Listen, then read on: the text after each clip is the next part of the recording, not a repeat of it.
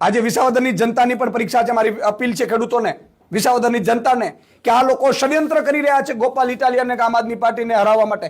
એ લોકો એવી કોશિશ કરી રહ્યા છે કે કઈ રીતે ભાજપ ફરી તમારો અપમાનનો બદલો તમે લઈ ન શકો એવો પ્રયાસ કરે, પરંતુ ભાજપને અહીંયાથી ખદેડી મૂકવાનો છે. અને ગયા વખતે આમ આદમી પાર્ટીને 66,000ની આસપાસ મત મળ્યા હતા. ત્રીજી પાર્ટી છે, મને લાગે છે એને 12,000 થી 15,000 જ મત મળ્યા હતા. પણ એમાંય પણ મારી વિનંતી છે ત્યાંની વિસાવદરની જનતાને, એક પણ મત વેડફતા નહીં આ વખતે. આ વખતે ભાજપને 20,000 મતોથી ત્યાં વિસાવદરની જનતા હરાવશે.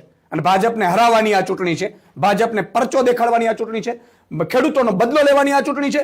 અને ભાજપ વારંવાર વિસાવદરની જનતાનો ખેડૂતોનો અપમાન કરે છે, એનો બદલો લેવાની આ ચૂંટણી છે. અને આખા ગુજરાતના ખેડૂતોને મારી વિનંતી છે, ગુજરાતના ખેડૂતોને અપીલ છે, સૌરાષ્ટ્ર આખું, ઉત્તર ગુજરાત, દક્ષિણ ગુજરાત, કે તમામ ખેડૂતો પોતે વિસાવદર પહોંચે અને ભાજપને હરાવવા માટે તૈયાર થાય અને ગોપાલ ઇટાલિયાને જીતાડે. અને ગોપાલ ઇટાલિયા મજબૂતાઈથી ખેડૂતોનો અવાજ ન બને એ માટે ષડયંત્ર ભાજપે કર્યું છે, કટક ઉતારશે, આ બધા ખેલ કરશે ભાજપ.